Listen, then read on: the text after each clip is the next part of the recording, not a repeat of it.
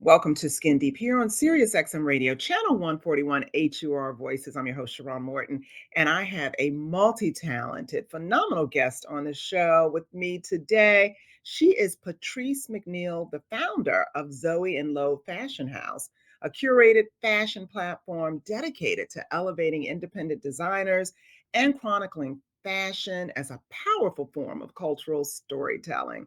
Through her work, Patrice explores how style, identity, and creative expression have shaped the evolution of fashion across generations. And through Zoe Lowe Fashions, she curates access to independent brands and style experiences that elevate both wardrobe and confidence. And I wear Zoe Lowe because every piece makes me feel powerful, purposeful, and timeless. And at the intersection of fashion history, culture, and modern style, Patrice offers a thoughtful, informed perspective on fashion's past, present, and future. And guess what, folks? Soon, Patrice will be doing a monthly show here on SiriusXM Radio to talk about how Black people have profoundly shaped global fashion and how much of it has been copied, rebranded, and sold without credit.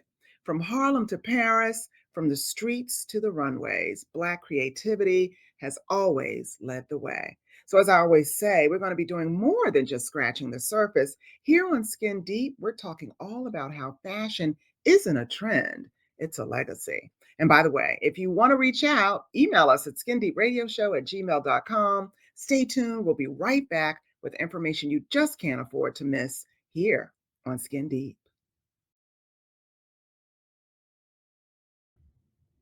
Welcome back to Skin Deep here on SiriusXM Radio, HUR Voices. As I mentioned before the break, I have Patrice McNeill, founder of Zoe Lowe Fashion House, where she curates access to independent brands and style experiences that elevate both wardrobe and confidence. I love my Zoe Lowe pieces so much because they elevate my style. Welcome to SiriusXM Radio here on HUR Voices, Patrice. Thank you, Sharon. I'm really excited to be here today. So listen, I wanted to know how and why you got into fashion because it's certainly your wheelhouse. You're very good at styling people. Folks, she styled a whole team of us Black Door Society members for a fashion show, and everything was phenomenal. I think everybody couldn't wait to buy your things afterwards, if I'm not mistaken, Patrice. How and why did you get into it? You must have known you were good at this. Thank you for saying that. It was really a fun event with the Black Door Society. I would have to say that fashion chose me, honestly. I grew up around fashion. My mother made dresses and different pieces for us, pajamas, and everything that I can remember since we were little.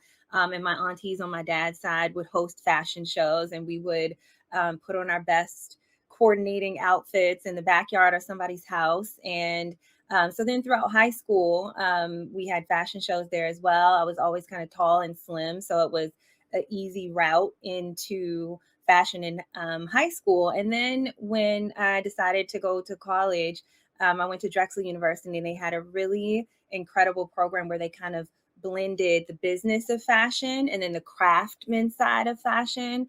And it was just the perfect opportunity to learn both. Working in retail, I knew that the money probably wasn't fully where I wanted it to be. So it was really attractive to learn the business side of it. And then once you get into it, the pace and the grandeur and the creativity, it's intoxicating. So I've always loved it. And now being an entrepreneur in the fashion space, it just feels so right. Oh, wow. I've always loved fashion. I'm tall and Yes. relatively slim as well. And have when I Mhm. was younger, I was always asked to be in fashion shows and I loved it. I just love the feeling that it gives to you, the clothes, especially if they're beautiful and they just fit you so well. You just feel so much better when you look good. And so you know how to make people look good. I appreciate you. But You are a very easy muse for me because you just take such good care of yourself. So it's fun styling you. thank you. Thank you, Yeah. Patrice. So Zoe and Lo feels deeply intentional. How do you weave fashion history into the brand and customer experience as well? So Zoe and Lowe is a mix between history and my current, which I kind of use as the two sides of the brand. So my current life is my children, my daughter, PRE, her middle name is Zoe. And since she was 2, she has just been this vibrant, confident, stylish little being that just gravitated to it. She was part of the inspiration for me to start the brand. And as I mentioned, I grew up with fashion. My aunties and my mom were both really incredible, unofficial seamstresses. But along the road, I learned about a seamstress by the name of Ann Lowe. Oh, And she was yeah, the I'm familiar. 30s. You're familiar? Yes. Tell So she everybody was about Anne and her what she did for the first lady, I think, after exactly, yeah, tell exactly. Yeah. everybody about her. Yeah, so Anne Lowe was a seamstress. She um, styled and dressed and made clothes for lots of the wealthy, but particularly Jackie Kennedy. And it Mhm. was during a time where women of color, Black women in particular, didn't really get the credit for the craftsmanship or for their accomplishments. Yeah. And so I just found it incredible, just the story that she had of she was taught by her mother, and going into being a seamstress was a common career path for women of color Mhm. back in that time. And so many of us are, I believe, are standing on the shoulders of women like Anne Lowe. And just her story and the dresses that she chose, just even her style in the way that she created, just stuck with me. So Zoe and Lowe really represents that dichotomy that exists between classic fashion and proper fit, Yeah. construction, and then this young, carefree, stylish little girl that doesn't care who's watching, has no idea who, you know, Anne Lowe even was. I've taught her a little bit over the years, but Yeah. essentially, children, they come here so innocent, so carefree. And I encourage all of us adult women to remember that little girl in us, to dress for yourself, to dress for your own style, to dress for your own joy. Because it really does what you said earlier. I find it to be so true that when you feel good, you look better, Yeah. and, Yes. and it works both ways. Oh, You look good, you feel yeah, good, when you feel good, you're you good, you look good. feel good, yeah. Yeah, and, when you start doing, your own show here, once a month, I want you to talk about Ann Lowe because so Yeah, many, Black folks don't know about her and the history and yeah. how many, quote, unquote, queens and first ladies and, people that were considered to be, higher in High authority, society, yeah, exactly. society, Mhm. how she styled them, and they just kind of relegated her to like a side note in history.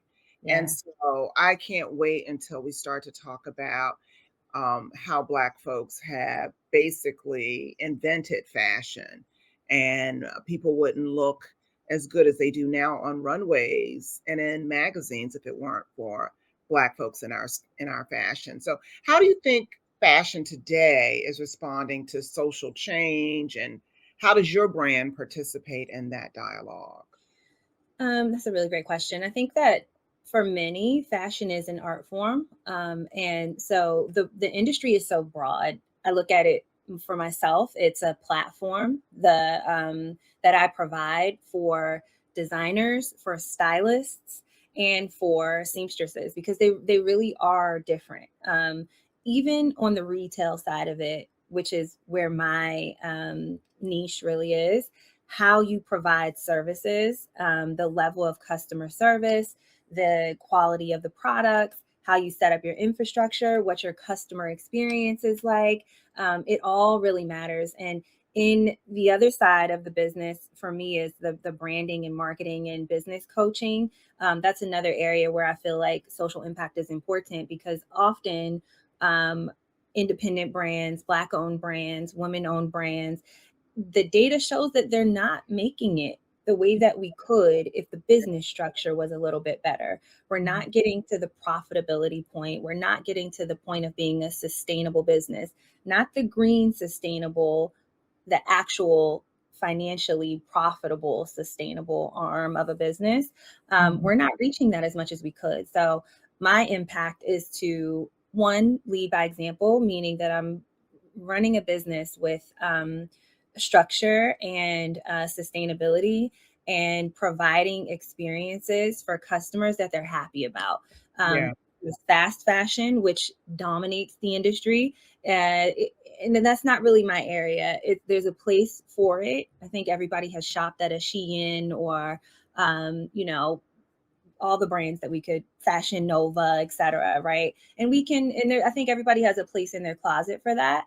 Mhm. My customer base is more intentional with their shopping, so I Yeah. think it's just mostly important to be aware of what your platform is, and then Mhm. whatever you put out, be intentional about it so that you can stand behind it, whether it's an experience like a stylist would provide, or a Yeah. product like a designer provides, or myself, which is actually you know, a retail brand where you kind of get a little bit of both. You can get some styling, you can find Yeah.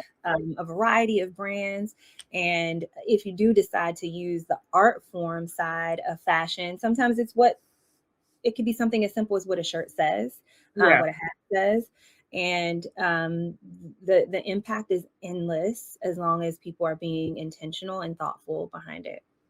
Yeah, so we're gonna take a break. Before we do, I want you to tell everybody how they can reach you. But I also want to talk about when we come back from break. Is Zoe and Low like an umbrella, and under that umbrella are a number of brands folks can choose from? You know, say for instance, you said being a stylist and a designer, sometimes you're both. So if I said, "Hey, I need to see some clothes," you bring them over, and some of them are what you've designed, and others are from different brands. Is that what Zoe and Low provides? So Real we ebb and flow. The basis of Zoe and Low is a retail space for independent brands. Okay, So before and you niche brands. finish before you finish, Patrice, we got to go to break. But Oh, I want okay, to talk about sorry. that on the other side of break. Okay, okay. Tell everybody real quick how they can see you or find you on social media or find your Yeah. brand. Yep.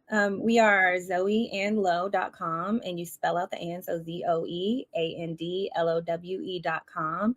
And on socials, it's the same at Zoe and Low. Okay, great. Folks, we have to take a break. I want you to stay tuned. We'll be right back after these messages here on Skin Deep.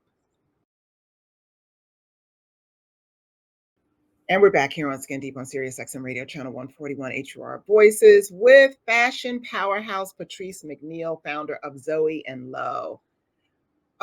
Patrice, so before the break, I was asking you if Zoe and Low is like an umbrella, and underneath that umbrella, there are fashions that you've designed as well as other brands that you work with.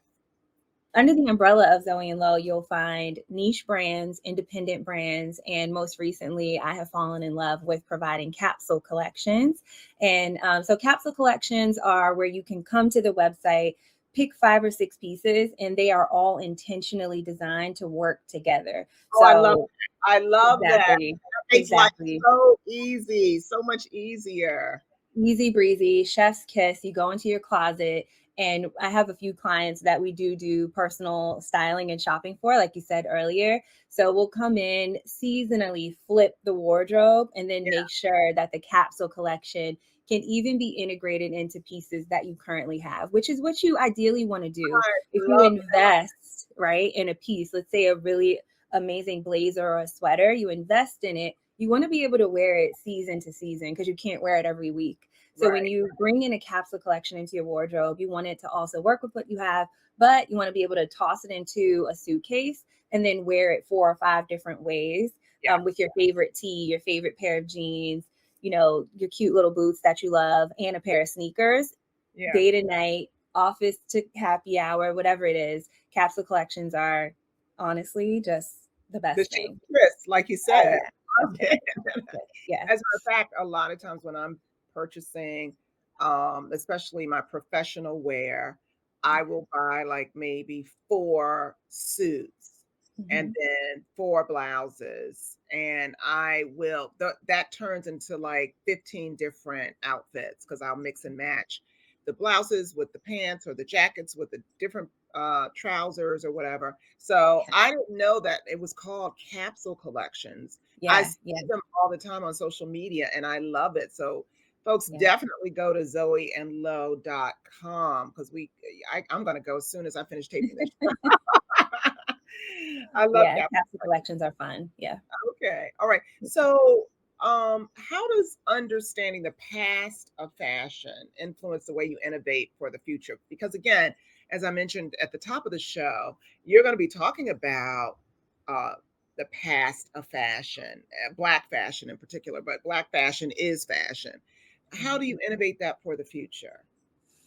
The way that I innovate for the future, considering the past, is to learn from it. I think I'm always inspired. And if you look over 2, 3, 5 decades, pick the number, you will not only see the repeat of designs and styles, trends, color stories, but you'll also see inspiration from just the way that fabrications are presented, the way that styling is done, and it's there for us to learn from. So I just believe that anything that someone has done really, really well, and we should also make mistakes as designers, stylists, fashion professionals, learn from people's mistakes too. So I integrate fashion into every single trunk show, every new collection that we have out, because I like to kind of even pull in.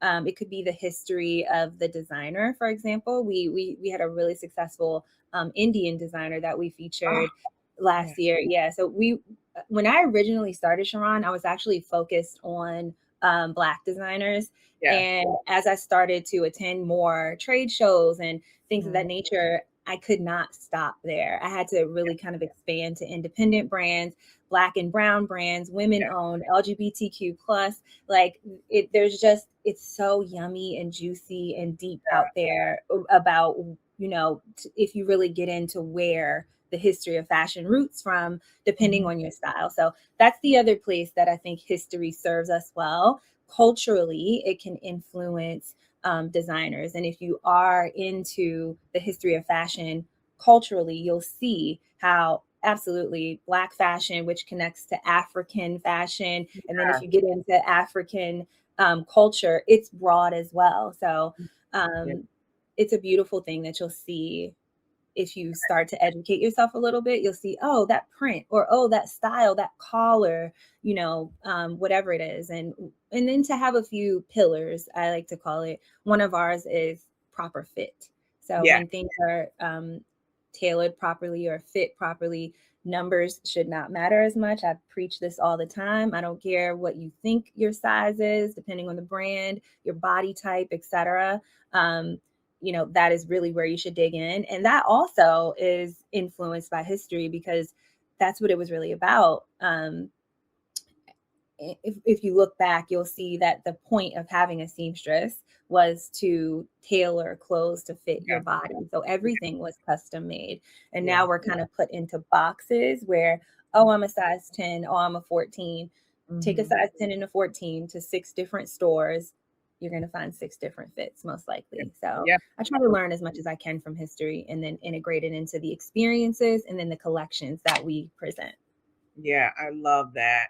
I really started to broaden my horizons on fashion when I began to travel abroad, right? So I Yeah, didn't really get to start traveling until my daughters went off to college because every penny went into, raising children, as you know. But I once they do. went off to college, I was able to travel all over the world and just appreciate Yeah, fashion. I tell you, I love, the fashions in Dubai, and I did not even know that there's a lot of East Indian culture there. Many of the people who live there are East Indian, and I bought so many beautiful dresses and gowns where they did the beading, the embroidery. Oh yeah, yeah, stone embroidery. Oh my God, just amazing. And then yeah. when I went to Gorgeous. Italy, oh, I the Italian oh fashion, my gosh, the it's fashion and the food just take me to heaven, please. It's girl, you just listen. yeah, If I wasn't married, I probably would have stayed over there, okay? Because I loved Italy, like you said, the yeah, food and the fashion, and yeah. then, of course, Paris as well. I just Oh yeah, yeah, really began to see and feel, how important fashion is. Before, yeah, I didn't really pay much attention, but, when you walk into a room, what you have on people treat you by the way you present yourself. And if you're in 100%. something beautiful and it's well fitted and you just carry it off, I mean, you could be a bank robber, nobody would know. They wouldn't treat you like that. They would treat you by how you are, how you're dressed. It's So, true. how does storytelling show up in the collections you offer? And then, really quickly, because we don't have much time, that's why I got to have you on the show on a regular basis. We could talk forever, right? I know. Forever. I talk about being a founder and how that has shaped your personal journey and your voice and vision for Zoe and Lowe. And unfortunately, you only have about a minute. No, it's So, okay. Okay. So, the first business that I started was, it's still running. It's called Project, and it's all about branding and marketing. And a few of my clients I ended up doing styling for, which is what led me to Zoe and Lowe, because we just do not have the information on proper fit, how to present yourself, which is what you were just talking about. So I mhm. really created Zoe and Lowe for me and my clients as a Uh, space to find clothes that you love, expose designers to the world that really need to be seen, who are taking a lot of care with the work that they put out. And fashion, at the end of the day, the tagline for Zoe and Lowe is to find joy and freedom in your style. And I truly believe in that. Day in, day out, find joy and freedom in your style, and it impacts everything that you do, the work that you do, how you show up in the room, how you're yeah, received in a room. And then when it really, really counts, how you feel about yourself, which is what's most important. that's right. That's right. I love it, Patrice. Thank you so Yeah. much for being a guest. Tell Thank you for everybody having me. how they can find your brand, Zoe and Lowe. Zoe and Lowe can be found right online at www.zoeandlowe.com, and all across socials we are Zoe and Lowe, ZoeAndLowe. And thank you so much again, Sharrarne, for having me. This was fun. Yes. And again, folks, please stay tuned because Patrice will be back on the show talking about fashion. And I hope that you really take the information that we provided today and use it to grow your personal style. You can hear this show on SiriusXM Radio, Channel 141 on Fridays, Saturdays, and Sundays, as well as on iTunes, Spotify, Stitcher, and all the streaming platforms. And hit me up at skindeepradioshow@gmail.com or check me out at Sharrarne_Morton on Instagram and Facebook. Thanks again for tuning in on all things that are skin deep.